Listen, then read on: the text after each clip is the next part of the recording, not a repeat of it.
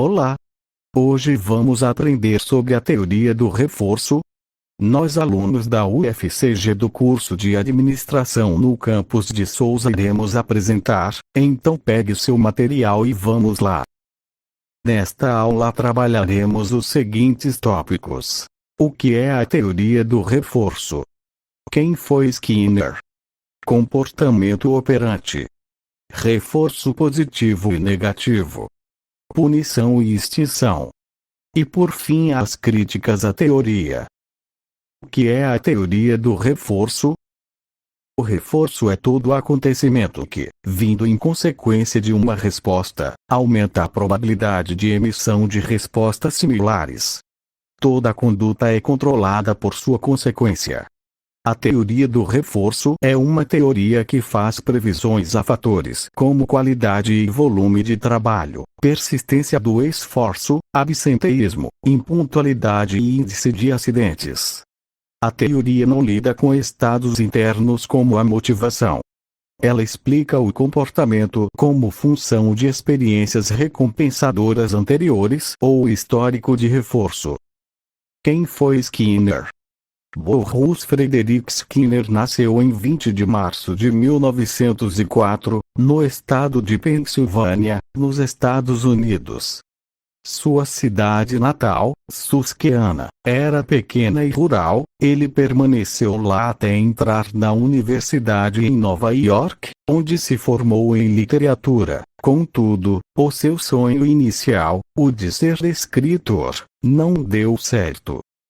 Em meio às frustrações, teve contato com as ideias de Bertrand Russell, John B. Watson e Jacques Loeb, o que fizeram com que ele decidisse ingressar em Harvard para estudar filosofia e psicologia. Assim, ele foi responsável por criar uma filosofia que sustenta a ciência do comportamento. Logo, foi possível criar também metodologias e ferramentas de análise para estudar e explicar as ações humanas e de outros organismos. O comportamento operante.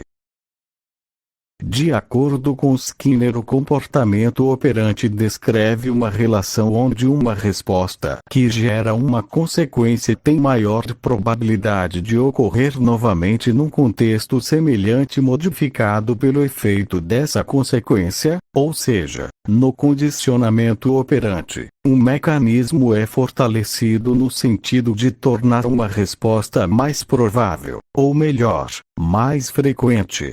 Ainda falando sobre o comportamento operante. O condicionamento operante é um mecanismo de aprendizagem que defende que comportamentos inicialmente aleatórios vão dando lugar a comportamentos mais frequentes e previsíveis por via do reforço desses mesmos comportamentos. Processo ao qual Skinner chamou de modelagem.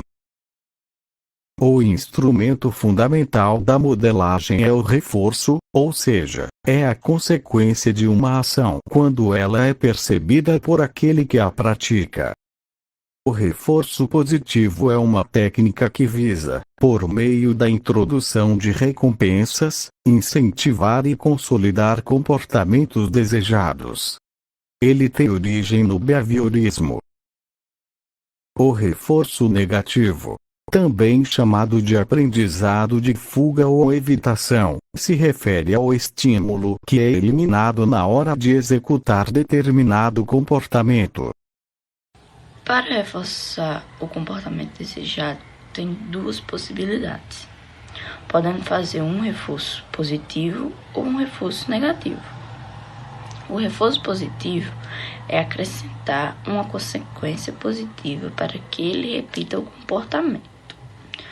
Por exemplo, se um colaborador bateu uma meta, vai dar a ele um bônus.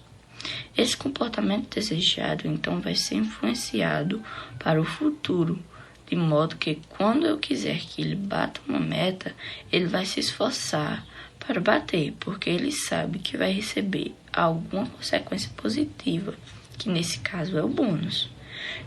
Já o reforço negativo, se ele se comportar de maneira desejada, eu retiro uma punição. Exemplo, Se ele chegar na hora certa no trabalho, eu retiro uma advertência. Assim, ele vai tentar se esforçar o máximo para chegar novamente no horário, porque ele sabe que não vai ser punido com advertências. A punição tem como objetivo a extinção do comportamento. Ou seja, com o passar do tempo, a probabilidade de ele ocorrer novamente diminui. As punições podem ser de dois tipos.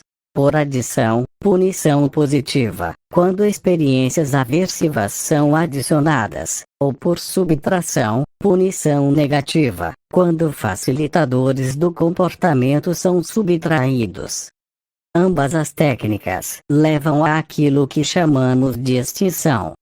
A punição pode acarretar uma série de problemas. Esse tipo de estimulação aversiva acarreta respostas do sistema nervoso, entendidas como ansiedade, depressão, baixa autoestima. Além do mais, o comportamento punido não é esquecido, ele é suprimido. Pode ser que após a estimulação aversiva ter sido eliminada, o comportamento volte a ocorrer. Ela também suprime o comportamento indesejado, mas não guia a pessoa para um comportamento mais desejável. Extinção. A extinção é quando a emissão de respostas a determinado comportamento deixa de existir. Ou seja, o sujeito para de responder aos estímulos. Segundo Skinner, quando o comportamento entra em extinção, a tendência é que ocorra um aumento na emissão destes comportamentos. O professor defendia que o comportamento das pessoas pode ser controlado e informado por longos períodos de tempo, sem que estas se percebam disso, inclusivamente sentindo-se livres. Essa ideia vai contra os ideais libertários, sendo criticada. Além de ignorar as diferenças individuais, pois trata todos de maneira igual. Outro ponto importante são os efeitos colaterais do uso de punição. São eles: tendência a contra-atacar o punidor, reações emocionais desagradáveis, como paralisação e ansiedade, e aumento do comportamento violento.